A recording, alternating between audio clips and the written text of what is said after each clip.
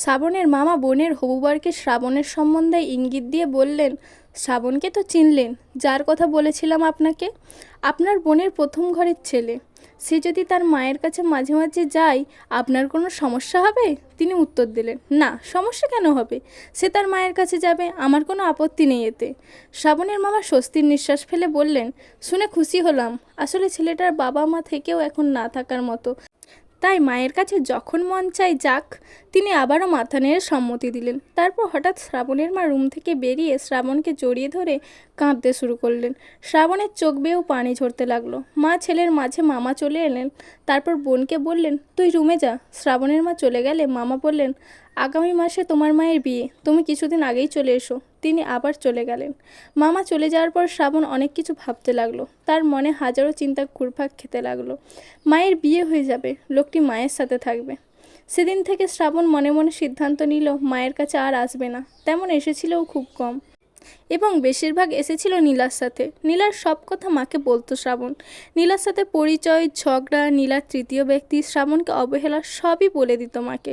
কারণ মা ছাড়া সে বিশ্বাস করার মতো আর কেউ ছিল না তার।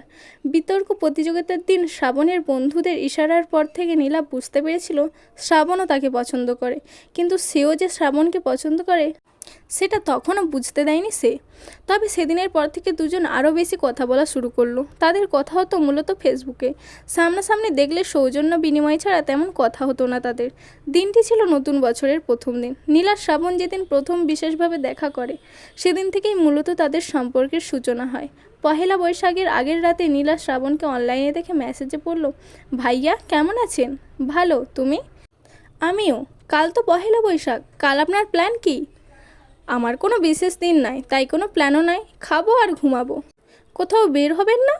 না, বের হয়েই বা কী করব। নীলা কিভাবে দেখা করার কথা বলবে ঠিক বুঝতে পারছিল না।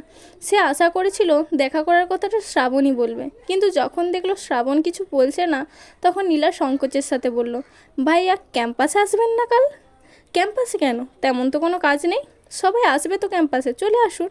গিয়ে কি করব? সবাই তো কাল প্রেমিক প্রেমিকা নিয়ে ঘুরবে, আর আমি বুঝি হাঁদারামের মতো দাঁড়িয়ে দাঁড়িয়ে দেখবো সেসব? শ্রাবণের কথা শুনে ওপাশ থেকে হাসা শুরু করলো নীলা, এবং কথার মারপ্যাচে শ্রাবণ থেকে সত্যি কথা জানার জন্য বলল, সেটা কেন হবে? আপনিও আপুকে নিয়ে ঘুরবেন। আর শুনুন, আপুকে আমার সাথে পরিচয় করিয়ে দিবেন কিন্তু। আপু কই পাবো? মেসেজটা পেয়ে নীলার মুখে তখন কাঙ্ক্ষিত এক সন্তুষ্টি মাখা হাসি। তবুও ভনিতা করে বলল, কি বলেন, আপু কই পাবেন মানে? দুনিয়াতে কি মেয়ের অভাব পড়েছে? অভাব পড়েনি, তবে এখনও কেন যেন কারোর সাথে মনের মিলনটা ঠিক হয়ে ওঠেনি। যাই হোক, আসেন আগে, আমি না হয় খুঁজে দেবো একজন। কথার পিঠে কথা বাড়িয়ে শ্রাবণ বলল, আর না পারলে তোমার সাথে ঘুরবো, কি বলো? নীলা মনে মনে ঠিক এ কথাটাই শুনতে চাচ্ছিল অনেকক্ষণ ধরে, তাই খুশি মনে জানালো, আচ্ছা সে দেখা যাবে, আগে ক্যাম্পাসে আসুন কাল। শ্রাবণ হ্যাঁ বোধক সুরে উত্তর দিয়ে বলল, ওকে। ও হ্যাঁ, শুনুন, পাঞ্জাবি পরে আসবেন। পাঞ্জাবি পরা লাগবে? পহেলা বৈশাখ ছেলেদের লাল পাঞ্জাবিতে বেশি দেখা যায় বলেও নীলা শ্রাবণকে লাল পাঞ্জাবি পরে আসতে বলল, এবং সে কি পরবে জানতে চাওয়ায় শ্রাবণকে সে জানালো সে শাড়ি পরবে। তারপর এভাবে আরও কিছুক্ষণ কথা বলে দুজন বিদায় নিল। বিদায় নেওয়ার পর থেকে শ্রাবণ নীলার হঠাৎ দেখা করতে চাওয়ার কারণ খুঁজতে লাগলো, আর সম্ভাব্য কারণ হিসেবে যা পেল সে তাতেই সন্তুষ্ট। সকালে শ্রাবণ ক্যাম্পাসে গিয়ে পৌঁছানোর কিছুক্ষণ আগে নীলা এসে হাজির, বান্ধবীর সাথে আড্ডা দিচ্ছিল। শ্রাবণ নীলাকে দেখে অনেকক্ষণ তাকিয়েছিল এক দৃষ্টিতে। নীলার কপাল পেয়ে তখনও কিছু চুল চোখের উপর আসা যাওয়া করছিল। শাড়ির সাথে রং মিলিয়ে ব্লাউজ, হাতে রেশমি চুড়ি, এজন্য এক অন্য নীলাকে দেখছিল শ্রাবণ, ঠিক তার মনের নীলাকে। শ্রাবণের ভাবে তাকিয়ে থাকা খেয়াল করছিল নীলার এক বান্ধবী। সে অন্য সবাইকে ইশারা করে শ্রাবণকে দেখালো। তখন শ্রাবণ বুঝতে পারেনি, তবে নীলার বান্ধবীরা পর্যবেক্ষণ করছে। সে যখন বুঝতে পারল, নিজেই ইতস্তত বোধ করে অন্যদিকে চোখ ফিরালো। নীলার বান্ধবীরা দুষ্টুমি করে নীলাকে আস্তে আস্তে করে বলতে লাগলো, যাও, ভাইয়া দাঁড়িয়ে আছে তোমার অপেক্ষায়। দেখতে অনেক সুদর্শন ছিল শ্রাবণ। পাঞ্জাবিতে শ্রাবণকে ঠিক তেমনই লাগছিল যেমনটা ভাবতো নীলাও তার প্রিয় মানুষকে নিয়ে। নীলার সামনে আসার পর শ্রাবণ বলেই ফেললো, তোমাকে অনেক সুন্দর লাগছিল। কেন, এখন লাগছে না? লাগছে, তবে বান্ধবীদের মাঝে ভালো লাগছিল বেশি। তাহলে ওখানে গিয়ে বসে থাকবো? আমি কি জানি, তুমি আসতে বলেছো তাই এসেছি। কথাটা নীলার আত্মসম্মানে লাগলো, তাই সে নিজের দিকে তাকিয়ে বলল, দুঃখিত আসতে বলার জন্য। শ্রাবণ তার কথার ভুল বুঝতে পেরে বলল, আরে কি হলো, এভাবে বলছো কেন? আমি তেমন কিছু বুঝাইনি। আচ্ছা চলো কোথাও বসি। নীলা কোনো কথা বলল না, কিন্তু শ্রাবণের সাথে হাঁটলো। পার্কে গিয়ে বসলো তারা। নীলা তখনও চুপ। শ্রাবণ বুঝতে পারলো কথাটা এভাবে বলা তার মোটেও ঠিক হয়নি, এবং কথাটা নীলার কাছে অনেক অপমানের লেগেছিল।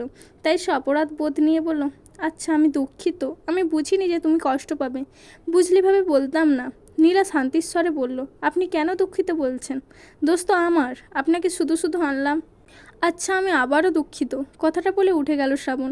মিনিট তিনেক পর হাতে দুটি আইসক্রিম নিয়ে ফিরে এসে শ্রাবণ বলল, নাও আইসক্রিম খাও, রাগ কমে যাবে। কথাটা বলে একটা আইসক্রিম নীলার হাতে ধরিয়ে দিল। নীরবতা ভেঙে নীলা বলে উঠল, আইসক্রিম আমার অনেক প্রিয়, বুঝলেন কিভাবে? বেশিরভাগ মেয়ে আইসক্রিম অনেক পছন্দ করে, এটা বোঝা কঠিন কিছু না। তাও ঠিক। তাদের কথার মাঝে হঠাৎ এক ফুলকুমারীর আগমন। নীলার দিকে তাকিয়ে মেয়েটি বলল, আপু একটা মালা নেবেন? নেয়ার ইচ্ছা থাকা সত্ত্বেও নীলা না বলে দিল।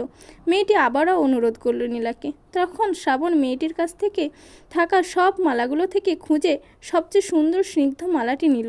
মেয়েটা যেতেই নীলাকে বলল, শাড়ির সাথে বেলি ফুলের মালা খোপায় দিলে তোমায় অনেক ভালো লাগবে। নীলা শ্রাবণের কথার বিপরীতে বলল, আচ্ছা পরে দিব। কিছুটা আদেশের সুরে শ্রাবণ বলল, পরে কেন, এখন দাও। শ্রাবণের দিকে তাকিয়ে নীলার উত্তর, এখন দিতে গেলে চুল একটু এলোমেলো হয়ে যাবে। কয়েক সেকেন্ড চুপ থেকে শ্রাবণ বলল, কিছু মনে না করলে আমি পরিয়ে দিই। না মানে কিছু বলতে গিয়েও কথা বাড়ালো না নীলা। তারপর শ্রাবণ নিজের মতো করে নীলার খোঁপায় বেলির মালা পরিয়ে দিল। অনেক ঘোরাঘুরির পর সেদিন নীলার শ্রাবণ একসাথে বাসায় ফিরল রিক্সা করে। প্রথম দিকে দুজনের মাঝে কিছুটা দূরত্ব থাকলেও পথ বাড়ার সাথে সাথে মাঝের দূরত্বটা চলে গেল। উঁচু নিচু জায়গাতে একে অন্যের সাথে হালকা হালকা দুজনের সমীকরণের যেন আরও মধুর করে তুলল। বাসায় ফেরার পর নীলা সারাদিনের কথা বারবার ভাবল। নিজে নিজে অনেক সমীকরণ মিলিয়ে হাসতে লাগলো। শ্রাবণও বুঝে গিয়েছিল তাদের মাঝে কিছু একটা হতে যাচ্ছে। এরপর থেকে দুজন আরও ঘনিষ্ঠ হতে থাকলো। নীলা শ্রাবণকে সম্বোধন করে আপনির বাধা পেরিয়ে তুমিতে এলো। দুজন তাদের ছোট ছোট স্বপ্ন, ইচ্ছা আর নিত্যদিনের ভালো লাগাগুলো মিলাতে শুরু করলো। এ যেন ঘন বর্ষায় ভেসে আসা দুটি নীলপদ্মের একই সাথে থাকার আকুতি, একই সাথে ভেসে বেড়ানোর প্রত্যাশা।